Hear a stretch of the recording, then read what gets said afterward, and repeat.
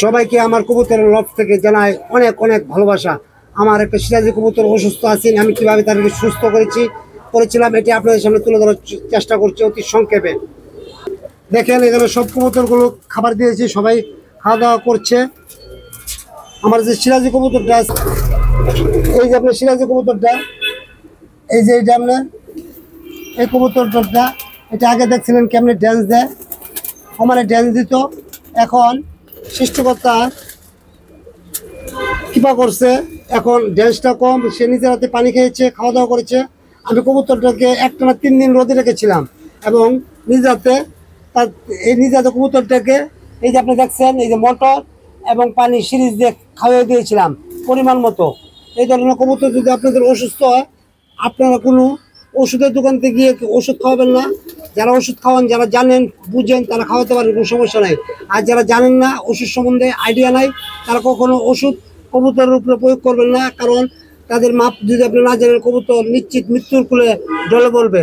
আপনি যদি কবুতর এগুলো এরকমভাবে যদি ড্যান্স করতে থাকে, আপনি কবুতরকে 3 দিন একটানা রোদ্রে রাখবেন এবং রোদ্রে রাখার পরে বিকেলে কবুতরটাকে এই যে আপনার এই যে সামান্য আপনার খাবার 8-10টা আপনি খাওয়াই দিবেন, মটর এবং পানি খাওয়াই দিবেন।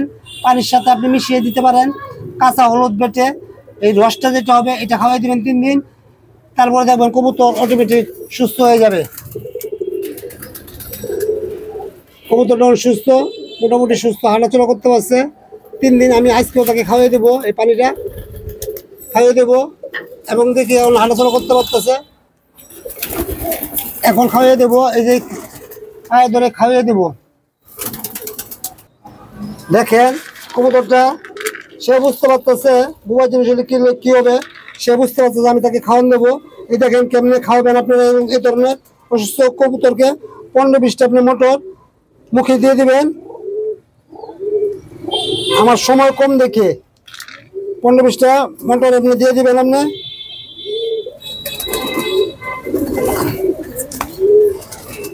এখন আগের তো অনেক সুস্থ, আপনাদের দোয়া।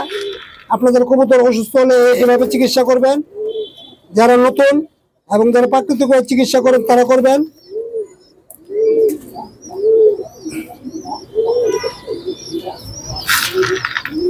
আমি তাকে খাওয়াই দিলাম, 15-20টা মটর দিয়ে দিলাম।